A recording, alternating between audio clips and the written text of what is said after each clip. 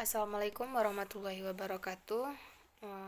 Baiklah, pada kali ini saya Latifah ini NIM 19002125 dari jurusan Administrasi Pendidikan akan menyampaikan hasil analisis tentang materi tentang bisnis model kanvas. Nah, di dalam sebuah bisnis, apapun bentuknya, pasti ada beberapa orang yang mengoperasikan agar kegiatan usahanya terus berjalan. Di dalam sebuah bisnis juga memerlukan strategi, manajemen, maupun sistem yang permudah orang-orang di dalam untuk bekerja secara efektif, yaitu sesuai dengan goals yang dimiliki perusahaan. Salah satu model bisnis yang terbukti efektif yang sering diterapkan adalah bisnis model kanvas. Nah, apa itu bisnis model kanvas? Bisnis model kanvas merupakan sebuah tool yang strategi manajemen untuk menerjemahkan konsep, konsumen, infrastruktur maupun keuangan perusahaan dalam bentuk elemen-elemen visual.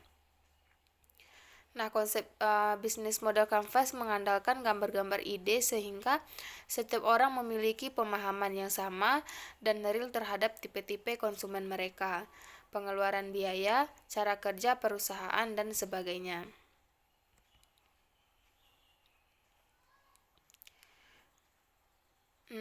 Keuntungan buat perusahaan kalau menerapkan bisnis model kanvas adalah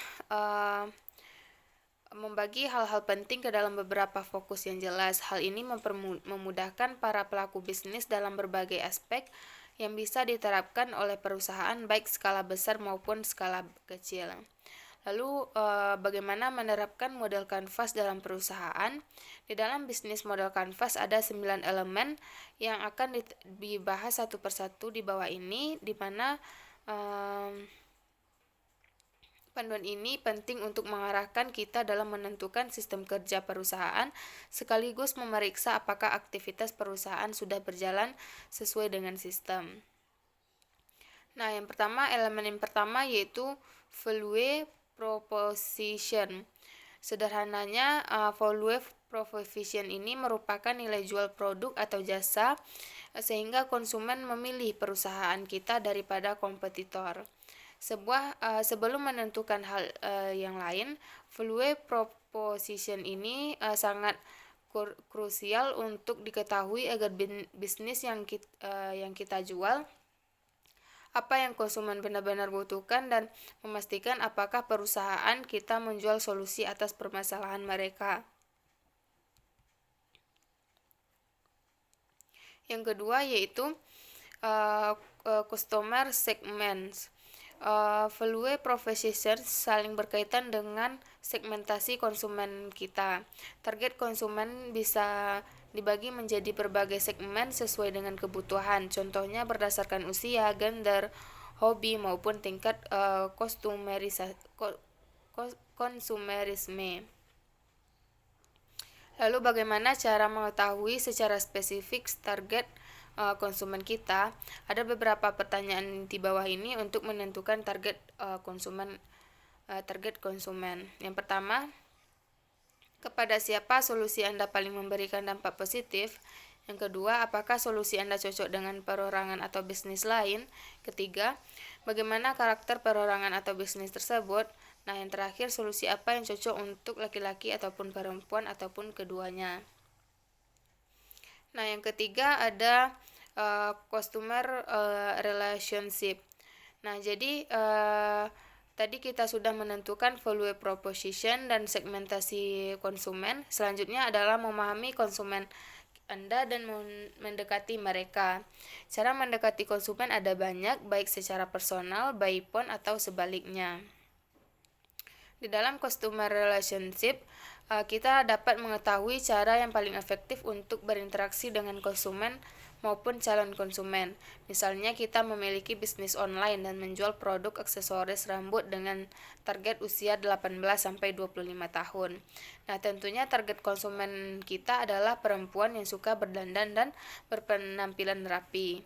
Lalu bagaimana membuat mereka mau membeli produk aksesoris rambut kita?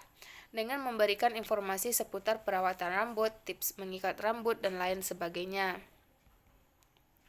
Nah, yang keempat yaitu channel. Di bagian customer relationship kita sudah membahas cara pendekatan dengan konsumen sesuai dengan bahasa dan interest mereka. Kini saatnya kita benar-benar menemui dan berbicara dengan mereka. Bisa dikatakan channel merupakan tempat pertemuan antara kita dengan konsumen. Nah, yang kelima yaitu key activities. Key activities merupakan aktivitas bisnis yang kita jalankan sehari-hari agar dapat mencapai value proposition tadi. Nah, yang selanjutnya adalah key resources, yaitu agar tetap kompetitif di dalam industri bisnis yang kita geluti. Kita membutuhkan sumber daya yang tepat karena ini adalah aset yang kita miliki untuk mendukung aktivitas perusahaan. Beberapa contoh sederhana key resource ini adalah komputer, ruangan kerja, karyawan, kendaraan, listrik, dan lain sebagainya. Yang ketujuh ada key partner. Dalam sebuah bisnis membutuhkan partner kerja yang mendukung perusahaan kita. Jika sampai saat ini kita belum menemukan keunikan dari produk atau jasa kita dikarenakan kekurangan networking, kita membutuhkan partner kerja yang dapat membantu kita mencapai value proposition tadi. Jika kita membuka sebuah bakery, kita membutuhkan supplier bahan kue yang jaraknya dekat agar bahan yang dikirim selalu fresh. Nah, supplier itulah yang menjadi key partner kita dalam bisnis agar bisa selalu menjaga kualitas roti ataupun kue yang kita jual. Jika kita menjalankan agensi manajemen sosial, mungkin key partner kita adalah sebuah agensi jasa desain grafis untuk memastikan kualitas desain feed media sosial yang baik untuk diberikan kepada klien kita. Nah, yang kedelapan yaitu cost structure. Cost struktur ini merupakan skema finansial yang membiayai operasional perusahaan kita. Berapa uang yang harus dikeluarkan untuk melaksanakan aktivitas perusahaan perharinya, dan berapa biaya untuk sumber daya yang dipakai, dan berapa harga pemasaran produknya. Nah, yang terakhir ada revenue streams, yaitu revenue stream, yaitu setiap perusahaan membutuhkan aliran pendapat untuk tetap bisa menjalankan aktivitas sehari-hari. Revenue stream ini merupakan sumber pendapatan perusahaan dari berbagai sumber seperti hasil penjualan, dividen, dan sebagainya. Nah, bisnis model canvas ini merupakan teknik yang efektif untuk diterapkan dalam perusahaan karena dapat membantu menetapkan bisnis kita secara terstruktur. Kita dapat menggunakan bisnis model ini untuk mewujudkan ide-ide kita menjadi hal yang konkret. Nah, mungkin itulah hasil analisis yang dapat saya sampaikan. Terima kasih. Wassalamualaikum warahmatullahi wabarakatuh.